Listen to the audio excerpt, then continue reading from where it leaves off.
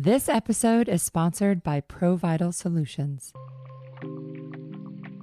Rheumatoid, so what it is it's actual an autoimmune disease. So your immune system attacks your joints. So it not only causes like pain and inflammation around the joint and stiffness and whatnot, but it can also cause severe fatigue. It can cause eye problems. It can cause a lot of like stomach, and because just your body is essentially attacking itself. Fighting itself, yeah, right? So right. Just like other autoimmune diseases. But luckily, when I was diagnosed, I thought that for like the first year, I was pity party, just thought I was going to be in a wheelchair the rest of my life. Like, just didn't envision how anyone would ever want me or marry me, because who would want someone with this disease?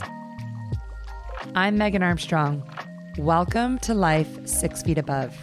6 Feet Above was created when I started to share my story of spending 16 years wanting to be 6 feet under, to now living a life full and happy 6 feet above. The more that I started to talk about my journey, my struggles, and my past, the more I realized people were genuinely interested and not judgmental at all, which is what I'd feared for so long. In fact, other people wanted to talk about their story as well, and for some reason they trusted me to do so. So the 6 Feet Above podcast is my way of helping to share other people's stories, finding out what works for them to create a life of happiness. Before we start this episode, I want to let you know it has some explicit language and some very serious subject matter. It may be triggering or sensitive to certain people. Please listen with discretion. This is Candice's story. So welcome to the 6 Feet Above podcast. I am interviewing a friend of mine / coworker now, Candice Cunningham Scott. Welcome to the show. Thank you. You're welcome. It's your first podcast. Don't be nervous. I know, I am nervous. I'm excited though. I'll just guide you through. I'm excited because this is definitely a new topic that we really haven't talked about before, which we'll definitely get into. But just tell us a little bit about you, where you're from, what you're doing right now, and then we'll take it from there. All right. I'm, like I said, or like you said, rather, Candice Scott now, was Cunningham. Newlywed. Yeah, well, for a year or so. Newlywed, yes, yeah. newlywed. Yeah. Crazy year to be first year of marriage. Okay. But I am from Marietta, Georgia. Well, Powder Springs, I guess. I went to McEachern High School. So I'm from Georgia. For the most part, went to college at the University of Alabama and got my degree in finance. Didn't stay in that career very long, worked for about 3 years, and then transitioned into personal training full time, where I have worked at tons of different gyms and done my own thing. I have my own business, Candice Fitness, and then now I'm at Stat Wellness now with you. Nice. Yes, that's where we are together. But we met several years ago, just being in the fitness community. I think you were Orange Theory, right? Yeah, I think I was back in the day. Yeah, I was about to leave, or I don't remember if I had left yet or I was about to leave Orange Theory. I think you were on the way out. So, local Georgia girl. Have you ever lived anywhere else? Other than college? No, just in Tuscaloosa when I went to school at the University of Alabama. And that's not very far away, right? Mm-mm. I know nothing about the South as far as geography still. I've been here for 7 years and I'm like, wait, what? Where's Alabama? No, it's like, Tuscaloosa is about 3 hours from so that's a here. decent ways. It's not too far, but it's not too close either. Yeah, like far enough away that you're not still in Atlanta, but close enough if you need to go home during college. Yep. Right? Exactly. So tell me about growing up in the South, because it's probably very different than my experience, and your family dichotomy, brothers, sisters, what your parents did, just kind of your background history. Yeah. So I am an only child, and Me too. grew up with my mom and dad were separated when I was, I think, in 5th grade. So my dad wasn't around a whole lot. It was mostly me and my mom until my stepfather came into the picture my junior year of high school. And high school, I was just a disaster in high school. I was not a model student by any means. And my mom will straight up tell you that she lost her daughter for a few years, but then I came back. I kind of did opposite of most people and like went crazy in high school versus college and got my stuff together in college. So, but I mean, I was a good kid. I made decent grades, whatnot, but my mom started dating my stepdad when I was in high school, and so she was gone a lot too because he lived in Alpharetta, which was a little ways away from where we lived. But I mean, then went to school at Alabama, like I think I've mentioned like 5 times now. And then I got a job back here in Atlanta with a company doing I was a financial analyst, and then just realized I didn't like it. So I was diagnosed while I was in college with rheumatoid arthritis. And at that point in time, kind of started within a year or so, really kind of turning to fitness and stuff to really know or really help my joints because my doctor recommended it. And as a result, I just kind of fell in love with it and how I felt from it and wanted to share it with others. And so fast forward to here and doing personal training basically full time now for almost, I think, 6 or 7 years. So, I mean, that's kind of my background, I guess. But, okay, we're going to dive in. Yeah. Okay, so let's talk about growing up. Like your dad obviously wasn't in the picture. I would imagine that's difficult, for you. You said you were in 5th grade? Yeah, so they separated when I was in 5th grade. And do you remember like what happened or what? Well, they're just complete. They got married right out of high school and complete opposites. Like my dad, like has never grown up, and he'll tell you that straight up. He raced motorcycles professionally. I mean, he's just very much different than my mom, who is very by the book, like just rule follower more or less. And so they still would talk, but it wasn't like terribly ugly as far as like them separating or whatnot, but they didn't get their divorce finalized until I think I was in like 8th grade or something. So it was like my dad was always kind of around, but not really. Right. Like you weren't spending time at his house and then your mom's house. Like you were pretty much full time with your mom. Yeah. And basically. she was working and yeah, my mom worked, like she's always been a hard worker. And so she had a job, like I think the job at the time she was working in Alpharetta too. So she would drive, like commute an hour at least to and from each day to work. And so then at the time as I was transitioning into like getting older, and middle school is just a weird age to be, I mean, everyone's just awkward in middle school to begin with. So, I mean, she just wasn't as much around. So I think that led to me kind of getting more into trouble and stuff when I was younger at that, because I just had more free time or time to do things. Yeah. Well, and I think also as an only child, you learn how to be independent very young. Yes. So then like, I would imagine once you're with just one parent and that parent is like paying the bills and the overhead, like you're even more independent because they're gone a lot more, right? Right. Did you ever feel like, you know, like abandoned by your dad, or did that ever play into the picture? Or looking back, like, did you ever struggle with that later on? Yeah, no, my dad and I are pretty good now, but I can definitely see like in my relationships and stuff, even with my husband now, there's definitely issues of where when arguments happen or something, I just kind of think they're going to leave. Right. And so trust issues for sure. Sure. Just because I can remember my dad growing up saying multiple times that he was going to be home for dinner. My mom would cook dinner like some nights when she was home, and then he would never just show up. Yeah, he was just working late or whatnot. So things like that I just definitely, I can tell later on in life that I have definite trust or have had trust issues from stuff like that growing up. Right, which makes total sense. So you say you lost yourself like in high school, and I think, I would say a lot of people go through something like that and in different circumstances. So what does that mean for you? As far as like losing yourself, like going through physical changes or mental changes or emotional changes, or all of it kind of at once? And how did it affect your relationship with your mom? Yeah, I For me, that was more in high school. It was definitely physical, but it was also just mentally and just thinking that I was super independent, kind of like what you touched on before.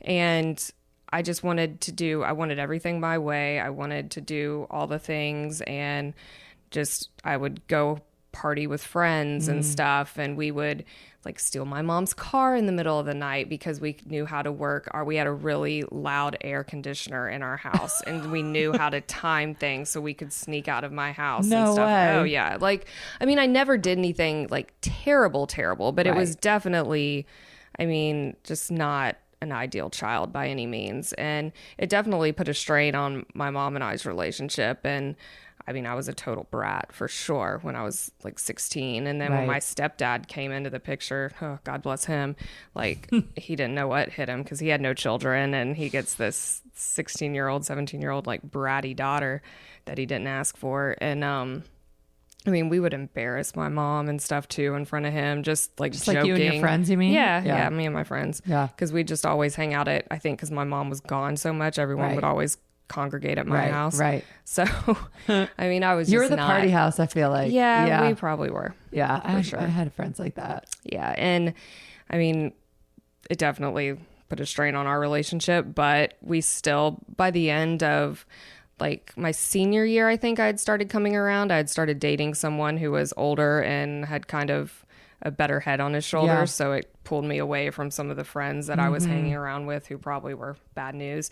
And and my mom, I mean, we finally kind of got to the point where like I would just be honest with her and stuff. And she'd be like, I'd almost rather know what you're doing versus you lie to me. Right. But not that it was good either way. Right. However, I mean, now we're super close. So we definitely had years of fighting and arguing and me saying I'm moving out or leaving, and I had nowhere to go. Stealing cars and partying. Yeah, exactly.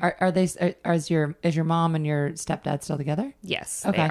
So you learned to like him, or he learned to like you, or and my stepdad and I are really close now. So he's he's been almost more of a father figure in certain aspects to me than my real father. Right. Which makes sense. And I'm sure, when you're going through that as a teenager, being a teenager is hard enough with two parents that love each other and it's a good family dynamic, but then enter a stepdad. I would imagine like, your mom, there's a lot of resentment from you, and your mom's trying to pay the bills and also trying to make herself happy and got a daughter as well. So I can't imagine like how it was toxic it probably was. There was points. one time I just remember I had left for whatever reason. I would write in my agenda like that we had from school that they gave us, like everything that I did, like legit was doing. And so the things that I would lie to my mom about that I was doing, but I was actually doing, and I left it on our kitchen table or something. And I can remember my stepdad just went through it, and I think at that point, like he's told me before, that he almost like left at that point because he was just like, because the fight we got into, he's like, I don't think I can do this. Oh no. So yeah, but well, he didn't. No, and here he did we not. are. He did and not. Here we are. He didn't. So you kind of got yourself together, started dating somebody. Feel like you're kind of turning a new leaf, I would say, once you go to college, and then you're kind of slapped with this new diagnosis.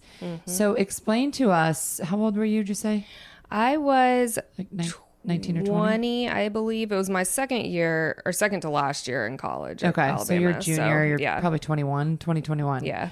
You're diagnosed with rheumatoid arthritis. Let's break that down. What does that mean? So rheumatoid arthritis is, when I was 20, I thought it was just arthritis, where it meant like joints were bad. Right. I had never even thought, or I don't know if I'd even heard really of rheumatoid arthritis before what I was happened diagnosed. to you? Like you started feeling a certain way? Yeah. So I was living in my sorority house at the time, and I can remember just waking up in the morning and going down the stairs and just feeling like my feet were super stiff, like just standing on my feet felt weird. And some other, like my hands were kind of stiff and just felt awkward. And I remember actually talking to my real dad about it. And he mentioned that he was like, well, when you come home next time, he's like, how long has this been going on? When you come home next time, we're going to go see one of my doctors. And didn't really understand why.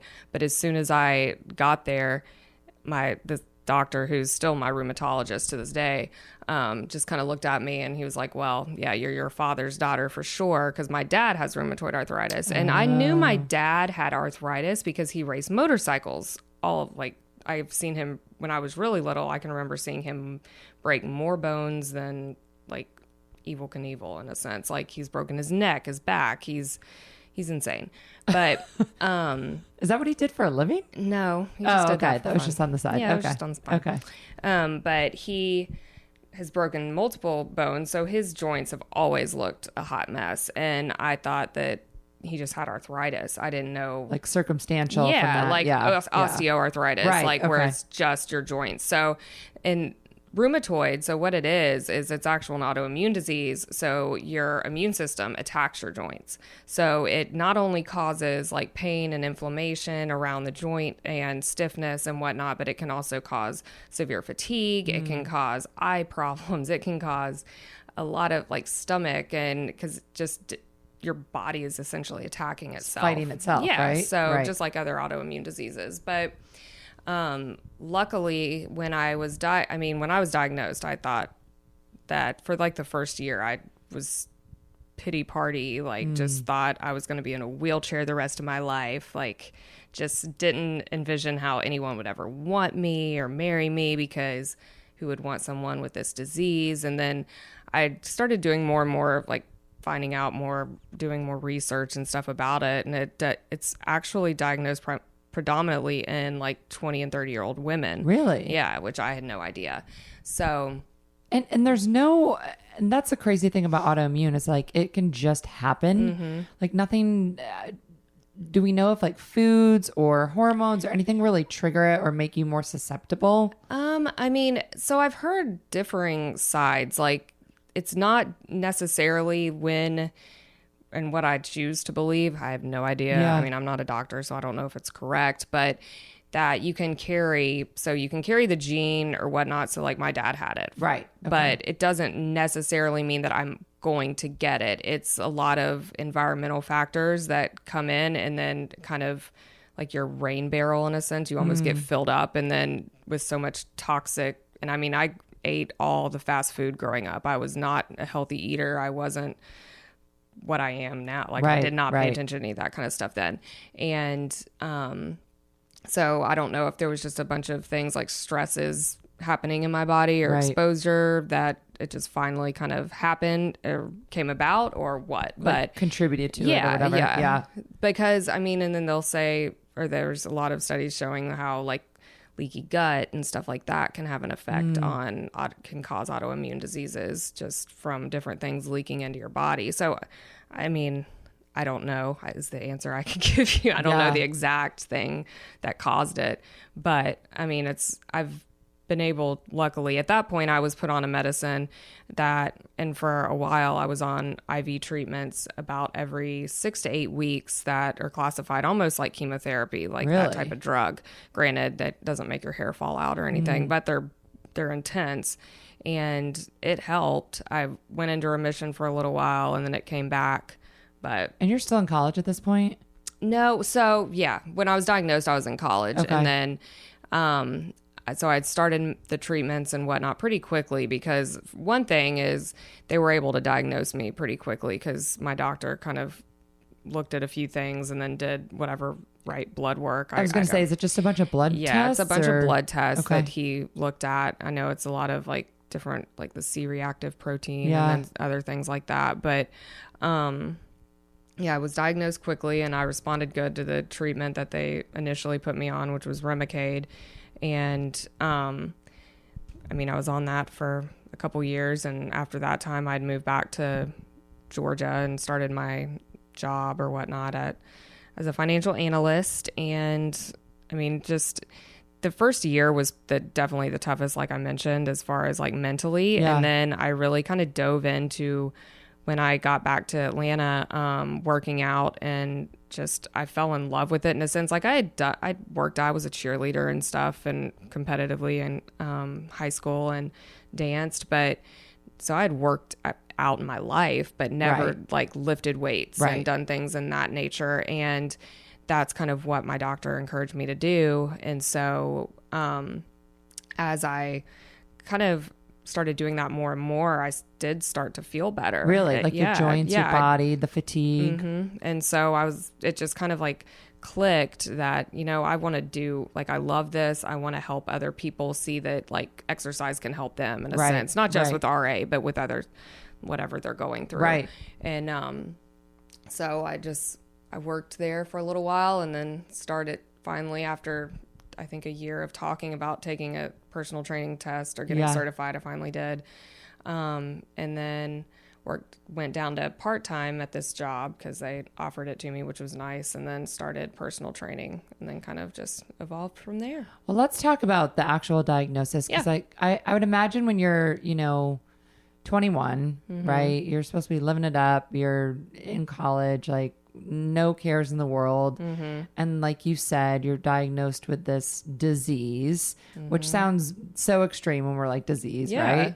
But it is. And it makes you feel like there's something wrong with you, and that what guy's going to want me. And because I remember all of this when I was, diagnosed at 16, I was like, geez, what a disaster, Oh, yay. So what advice would you give? And we'll get into more of like the treatment and what you do today, but what advice would you give, a young female in their 20s that is kind of going through something similar? Because autoimmune disease is on the rise, and not just RA, but all different types.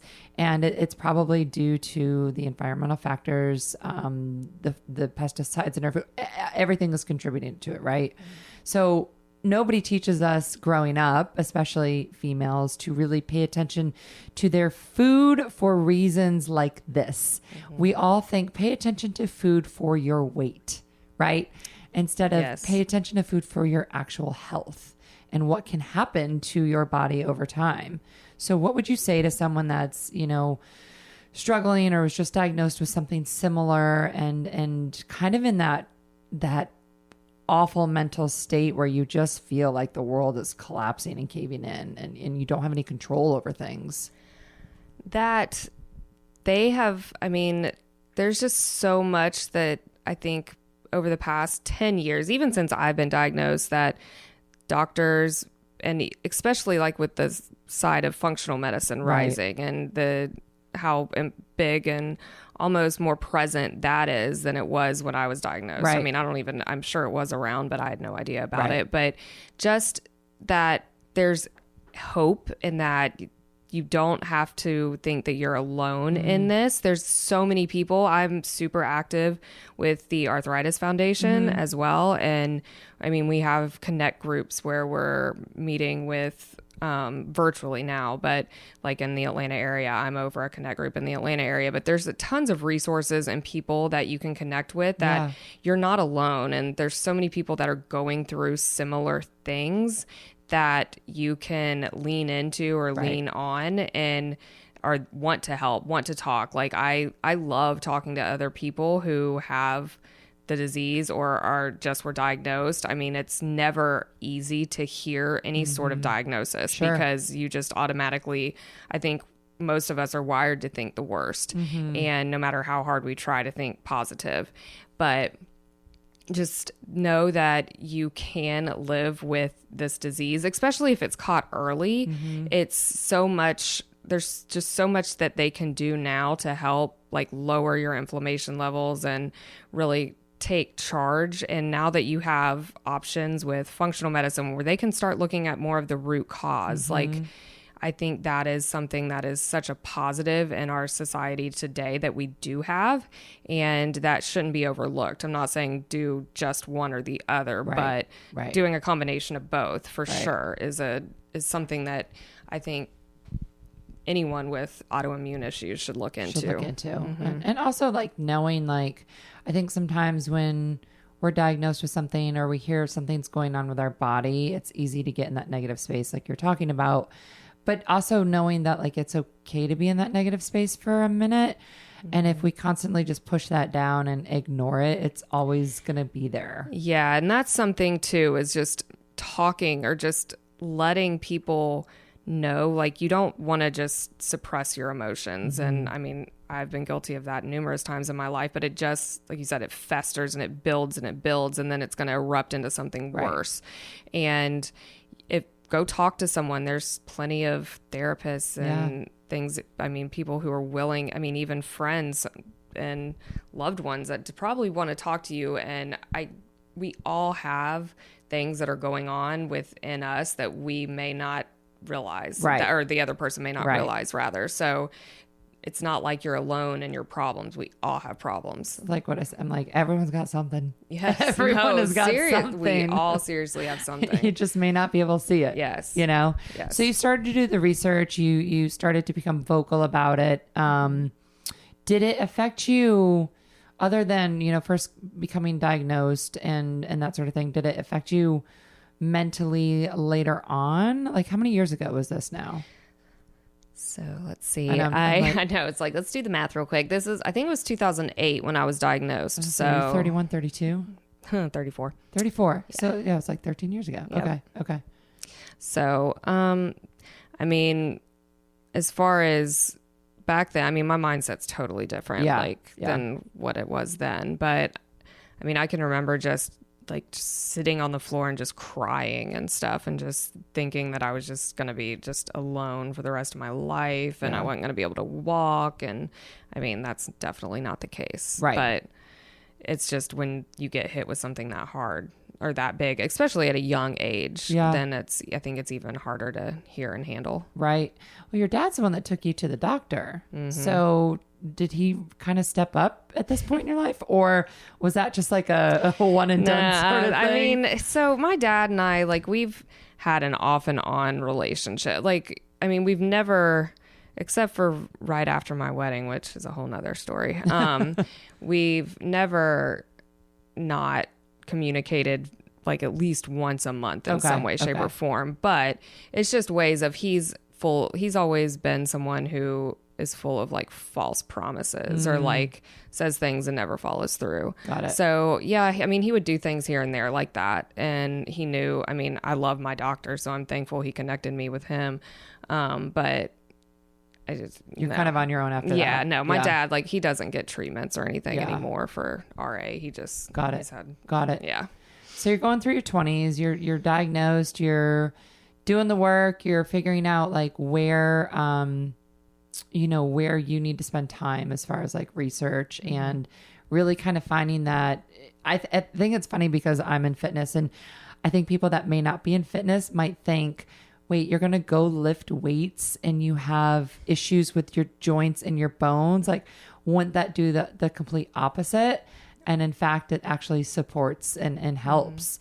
So, and that's like for women, there's still this stigma about lifting weights in general. So do you remember like who suggested that? Your doctor? They start lifting? Yeah, my doctor suggested, well, he just kind of suggested for me to do more resistance training. Okay. So then I just kind of took that into, well, I mean, I just wanted to, I think I just kind of moved back to Atlanta. I had just my own apartment by myself in the Buckhead area. And I was like, I just want to join a gym and maybe it's a way to meet more people. Cause it was weird growing up in Atlanta and then coming back after college. It was like all of my friends were either still away at college or not everyone came back. So it was totally different where I used to have my own group of friends and everything before college. Right. And then now it's like, okay, I'm in the city that I grew up in or kind of grew up in, but there's not my friend group isn't quite the same. But very much on your own again. Yeah. So I'm kind of on my own. So I also just joined, I think, for that reason. And and just started kind of, I mean, I don't know. I think I would use like bodybuilding.com, like workout plans at first and stuff. And like, I don't know, I just would do random stuff, but I definitely could tell that I just felt better. Now attribute it to just the lifting weights or the endorphins that come with it. Right. I mean, it was probably a combination of both, but it definitely made a difference in my life, and just I could tell the positive changes in it. And it actually led to where I actually competed in bikini, like bodybuilding. Really? I did for like 3 years. No way. Yes. I don't think I knew that. Yes.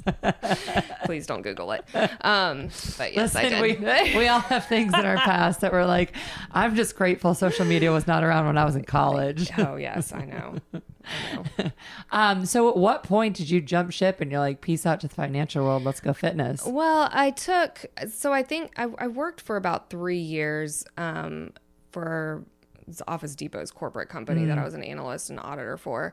And I mean, I had a great like people that I worked with, but I just knew after about a year and a half, I think is when I knew that I wanted to do it. Right. And so once I finally took the test, and I kind of had talked to someone about or a couple people about training like at their gym and whatnot, and I got an opportunity to, so I decided to leave and just do that. But when I decided to leave, my company offered me to stay on part-time, which was kind of nice. Yeah. So I could have some extra money. But so I started that and went to one gym, and that just didn't quite work out. And then I kind of finally decided, I think about a year into it, because I think I trained at 2 different gyms within the first year, and just didn't like really either one of them. Yeah. And so I started my own thing, started in-home personal training. And I mean, and at this point I was also, I think can't remember if that was around the time if I competed. I think I started doing the competitions like when I was still at my financial job too, like was the first year, and then kind of transitioned. But anyways, I've just jumped around personal training at different places. And do you train people like with RA? Like, is that your specialty? Do people come to you for that? I've trained people with RA, and I've definitely worked like remotely with a lot of people, but primarily now my focus is I work with women I've worked with multiple women with different autoimmune diseases, and also just I'm certified in corrective exercise and pre and postnatal corrective exercise. So that's my passion, is just functional movement and like learning and teaching people proper movements, not just to lose weight, but for life. Because how many people do you know that get injured picking up their purse or picking up something off the ground? And it's like, if we knew how to move properly, then that wouldn't happen. Right. Or it shouldn't happen. I think a lot of people don't know what functional movement means, right? It's literally like, okay, you go to sit down in a chair. Let's train your body to do that correctly so that as you get older, you can keep doing that, or carrying grocery bags or whatever. So that's when we talk functional movement, that's what we mean. Yep. The body moves in a certain way in real life. We replicate that in the gym, and then we add weight to it, and we make the muscle stronger. Exactly. So now that we've defined functional movement, let's define functional medicine. So you took care of the movement side and getting your body feeling better physically. But the functional medicine side, which is where we work at a facility on the west side called Stat Wellness, and the owner is incredibly brilliant in functional medicine. It is literally finding the root cause of why something is happening versus here's a prescription. Yes, right? Exactly. She spends an hour with you in your first patient meeting versus like 15 minutes at your primary care doctor.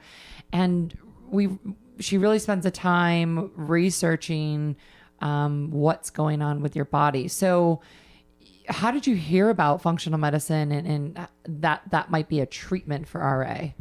I started listening to podcasts, actually, is one of the biggest things. I mean, I had heard somewhat, I think, through just different social media things about functional medicine. And I started listening to a podcast.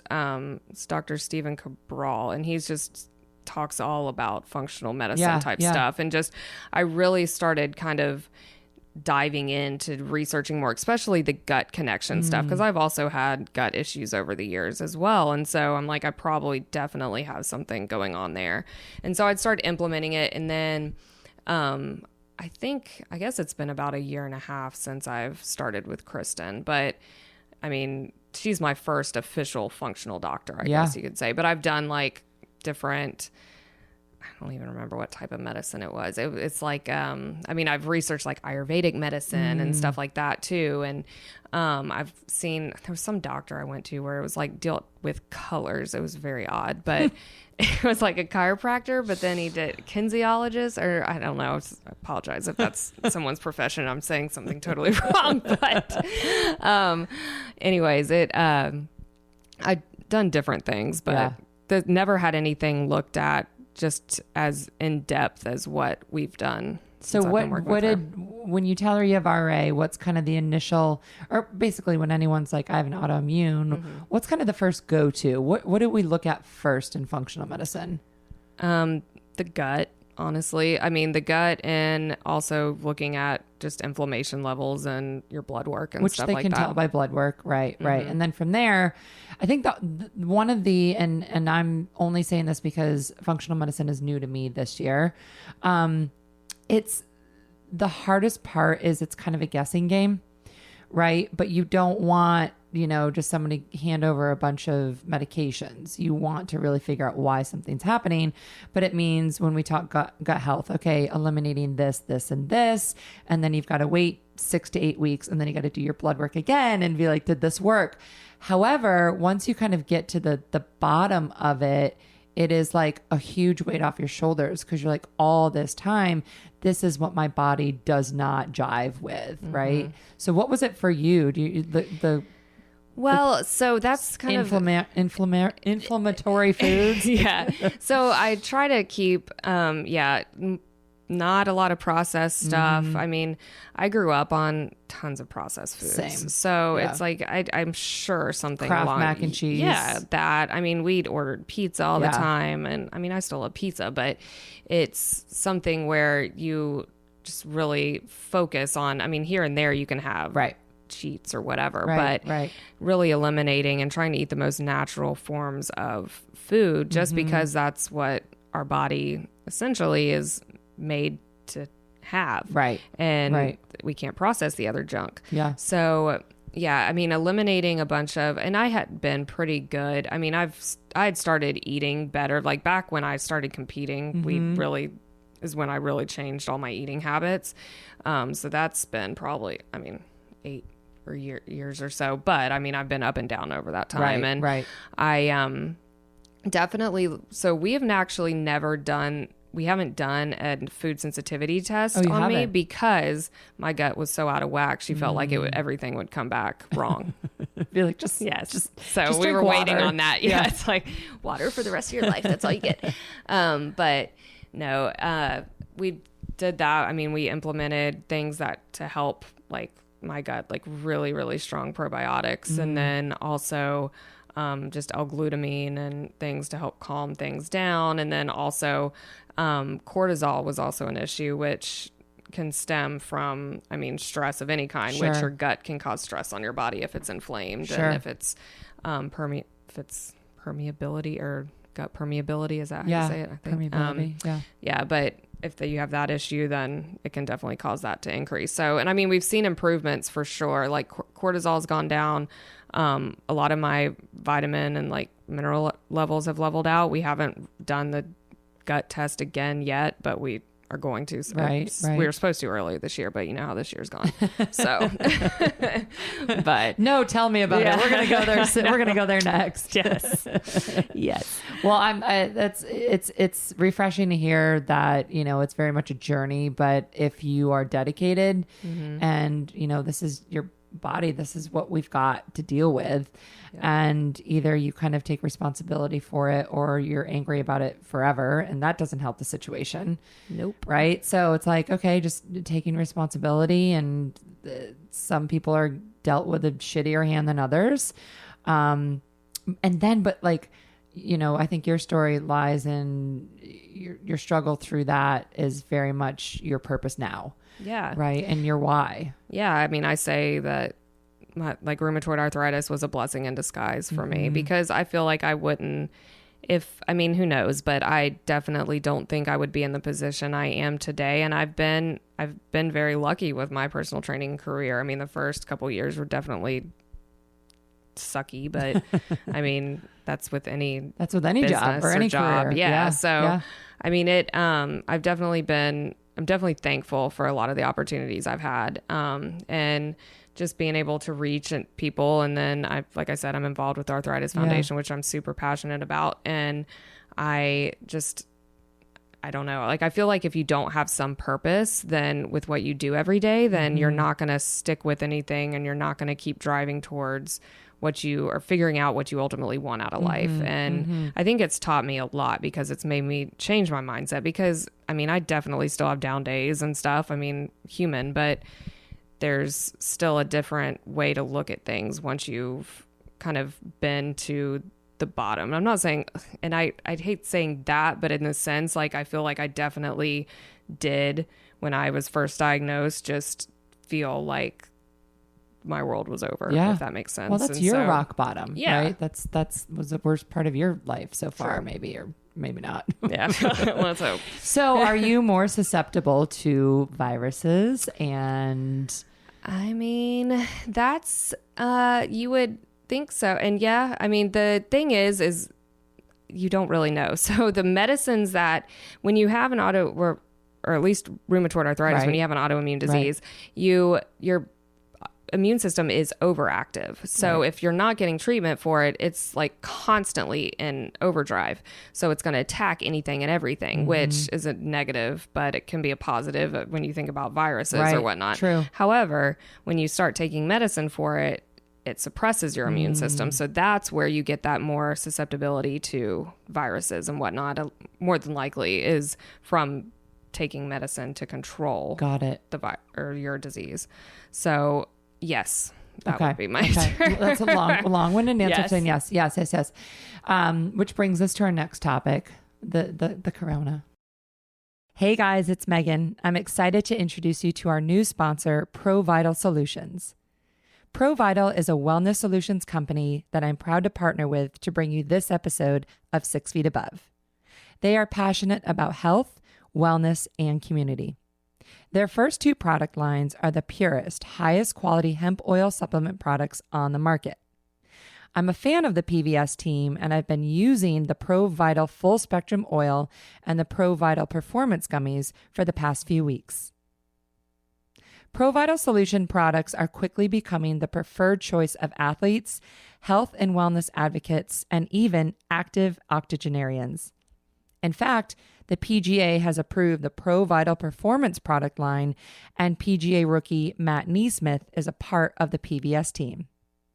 Please visit provitalsolutions.com to read more about this wonderful company and use the code 6feetabove at checkout to get 5% off on all products you purchase.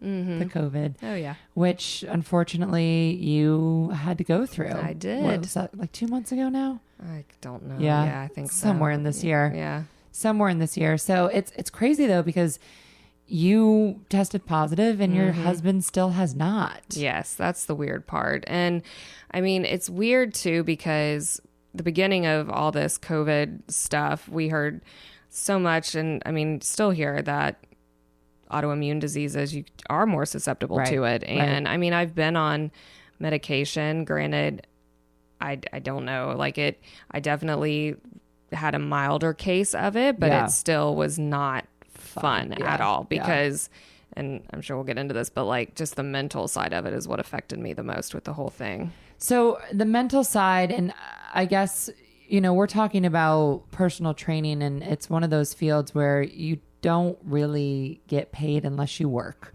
There's not a lot of jobs that offer 2-week vacation and 401ks and all the perks.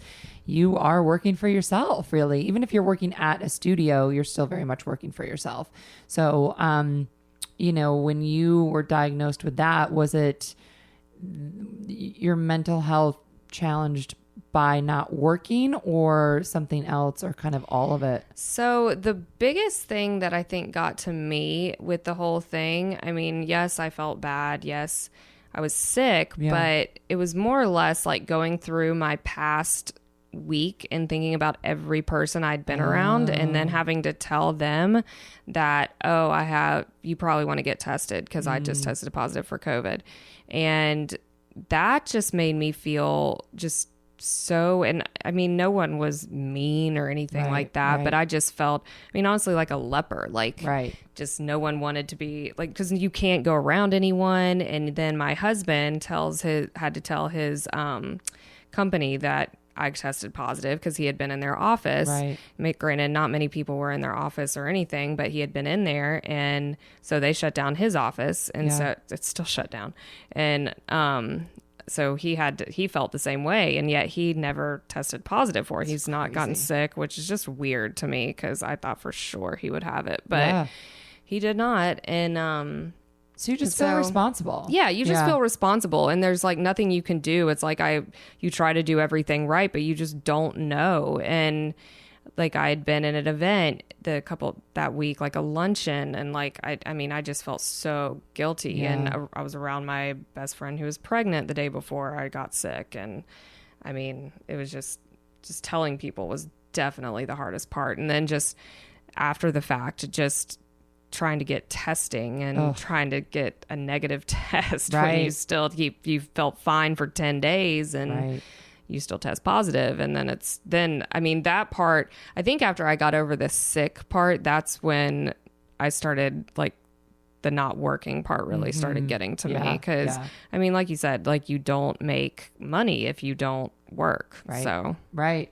And the you know, not that the unemployment thing is great in Georgia either, so that's been hard to get. And like I don't know, just the thought of I was in my own head too much, also thinking like, well, no one's probably going to want to come near me when I do test negative. Like, how soon is too soon to go back to the studio, or like how soon are my clients going to want to train with me, and or are they going to want to keep their distance, even though I mean I'd been symptom free for almost 2 weeks, I think, by the time I came back. But still, it's like there's just so many unknowns with this virus that you just don't know what anyone's going to think, and you can't get mad at them for thinking any way, shape or form, because none of us know anything. It's just it's frustrating. It's frustrating all around. And I think at the end of the day, you just have to do what's right for you. And if you have clients that are like, I don't feel comfortable coming back, like, you can't get mad at it, but it definitely doesn't feel good. Like you said, kind of feels like you know, got this like big A on your shirt. Seriously, or something, right? That's what I felt like. Like we'd go to the grocery store like after I was feeling like I was fine, and still I just felt like everyone was looking at me, but not a single person in the grocery store knew that I had COVID. But I just felt like that. It's just, I don't know. And then just not to mention, we live in a 2-bedroom condo that is just, he was working and then I'm there, and it's just, it was too close quarters for literally 14 days of not leaving. So it was a lot, but we survived it. You're stronger because of it. And do you think about, you know, what it means for your health in the future? I mean, I don't know, because the worst part of it for me was I had these headaches that made me super nauseous, and they just were constant. And like I didn't really have that many respiratory issues or anything like that, but it was just the headaches. And honestly, like I feel like I've had a couple like off and on since then, but I mean nothing else. And I was literally listening to something this morning. A doctor was talking about like how they're saying long-term effects for some people, or you can have like certain symptoms up to 6 months to a year after. And it's like based on other SARS viruses or whatnot. And I don't know. I mean, I hope that I don't have any long-term effects, but just have to see. But you're clearly good at researching and taking your health into your own hands. Yeah, I'm a nerd like that. Like I love for it. I tried.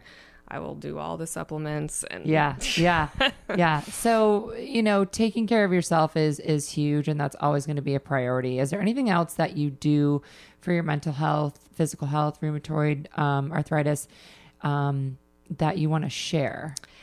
I think that one thing that's definitely important with probably any autoimmune disease is just making sure you get enough sleep.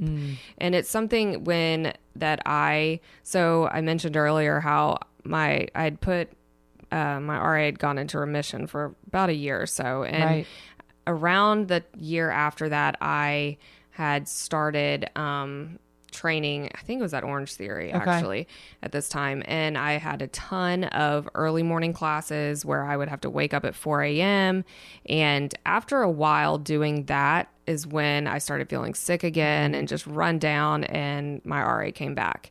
And since about that point, like I've just really made sure that I take as much time, like I really emphasize sleep and recovery. So if like I don't do 5 a.m. stuff anymore, like I just won't, because my health is more important to me than that. And sorry. Yeah. But I don't do super early mornings, and I just really try to prioritize just making sure that I'm getting enough time for me, and like try to not think of it as selfish, and not meaning like I spend all day just doing whatever I want, but like in the morning, I love just starting my day with like quiet time, like 10 minutes of just like either thinking or just not. I'm not good at meditating. I wish I was, but I'm not. And, but reading or doing something that's just like quiet and just kind of setting my mind for the day, I guess. And that's something, and I just try to listen to my body. I've really tried to learn what that means and how that works, and not the difference between like, oh, I'm just lazy and don't want to go run versus I really shouldn't because X or Y, or I got no sleep last night type of thing. Yeah. So I think just learning to listen to my body, and just, I mean, eating the best that you can, not saying you don't have to eat perfectly all the time, but just choosing better options when you can, adding color to your plate. Like that's a huge thing. Yeah. Yeah. Could you drink alcohol? Yeah. I drink. Yeah. I mean, it's not like something you like stay away from completely, but no, I mean, I didn't drink for a few years. So like the whole time I competed, I didn't drink. Yeah. And then I've never been a huge, like I just love drinking, but I'll have a couple of glasses of wine on the weekends, but that's probably that's basically the extent of it. It's good to know that you can still like, you can, but I definitely think I could, like I also try to make sure I stay hydrated and stuff too. But it can affect like certain foods. Like I know gluten and dairy, like I can't, because my joints will hurt the next day if I eat that. Like that quick, you can feel it. Oh, wow. Okay. So certain things I can definitely tell a difference when I eat or drink. But I mean, alcohol in general, I think is okay in moderation. Right. Sure. Of course. You mentioned podcasts. We were talking about this the other day, that, we don't even like do radio stations still exist. I actually do listen to the radio a lot just because I like the live aspect of it. But what are your go-to podcasts right now? What are you listening to? Right now, I love, and I think it's because this is not like I listen to a ton of health ones. So like I mentioned earlier, I like the Equilibrium Nutrition, Dr. Stephen Cabral's. And then there's one by a Dr. G that I just started listening to, that his name is Dr._G, that's called Heal Thyself. Okay. It's a lot of good stuff. And then I also love, just for entertainment purposes and whatnot, I love Life is Short with Justin Long and his brother, and then Dax Shepard's Armchair Expert. Those are like my two favorite, just because I know I used to watch like the movies like Justin Long was in when I was growing up. Like I have a terrible fear of moths, and he was in like Mothman Prophecies. What's that? Jeepers Creepers. Oh yeah. And I don't know why, but it's just funny like hearing him try to be intelligent and stuff. So I feel like that's all I picture you as. So you offer virtual training, personal training over at Stat. Small group training for people that aren't ready to get back into a class but have like a friend or two over at Stat. And then also you're doing some group classes. At Stat I have group classes I'm doing on Tuesday mornings, and then I, like you said, personal training, program design, and personal training can be 1-on-1, 2-on-1, 3-on-1, Right. if you're comfortable with that. And then, yes, I do have virtual training too through my business. But Awesome. So how can we find you? you can find me at Candice C Fitness on Instagram and all those good places. And then my website's CandiceCFit.com. Amazing. Well, I'm just so impressed that, you took a rough situation in your 20s and really have made it your career, and it's a passion of yours. And that's kind of what this show is all about, is, taking a struggle and finding its purpose, even when it can take several years to get there, but knowing that the journey is worth it. And if you stick with it and just stay as positive as possible, it can turn into a life of happiness. And not to say that there are not going to be wrenches thrown into your life like 2020 for all of us. For sure. But we're able to deal with it and cope a little bit better because we've coped with this stuff before, right? Your parents' divorce and your relationship with your dad and being diagnosed at 2021 and okay, now COVID this year, like bring it on, world, right? Yep, exactly. No, it definitely, blessing in disguise, live and learn. Yeah, Just get stronger with everything you go through. There you go. Well, thank you for sharing your story. I appreciate you being on. Oh, thank you for having me. You're welcome.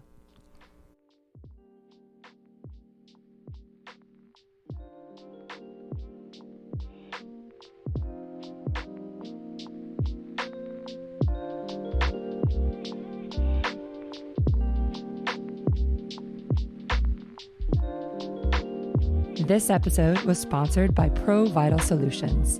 Make sure to visit ProVitalSolutions.com and enter 6 feet above at checkout to get your 5% discount. Thank you for listening to this episode of the 6 Feet Above podcast. I'm your host, Megan Armstrong.